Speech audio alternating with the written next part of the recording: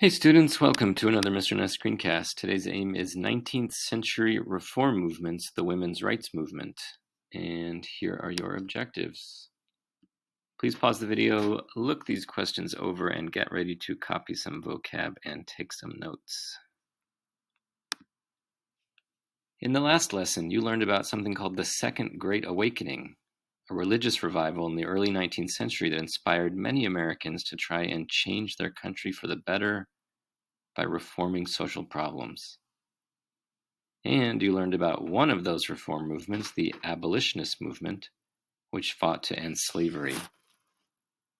Today, you're going to learn about a different reform movement that was going on at the same time in history, and it is called the women's rights movement.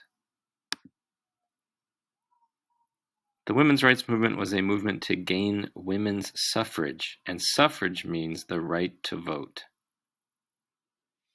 So the main goal of the women's rights movement was for women to have the right to vote.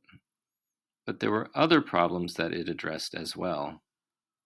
For example, in many states in the 19th century, women could not own property, could not attend college, and could not do basic legal procedures like opening a bank account without their husband's written permission. Look at the dates of the women's rights movement, 1848 to 1920. The movement officially started in 1848 because that was the year that an important event was held called the Seneca Falls Convention. Reformers, both men and women, met in the town of Seneca Falls in upstate New York, and there they discussed strategies for gaining women's suffrage.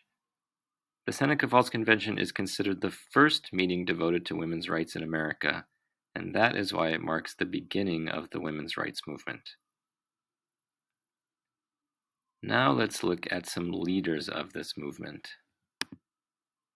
Here they are: Elizabeth Cady Stanton, Lucretia Mott, and Susan B. Anthony.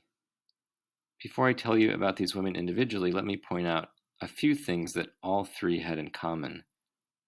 All three of them were white, all three were born in the North, and all three were opposed to slavery and active in the abolitionist movement. In fact, it was their experience with sexism in the abolitionist movement that inspired them to seek more rights for women.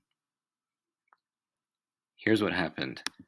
Elizabeth Cady Stanton and Lucretia Mott both traveled in 1840 to London, England, for an anti-slavery meeting, and that is where they met. And while they were there, they were both shocked by the way that the male leaders of the abolitionist movement treated them at this meeting in London. They were told that they could not sit with the men and that their opinions would not be considered. And the men even held a vote to expel them from the meeting because, they said, having women at the meeting would create a distraction from the goal of abolition. Here's a fun fact. William Lloyd Garrison, who you learned about in the last video, was also at this meeting in London, and in protest of the sexism there, he left the meeting and sat with the women.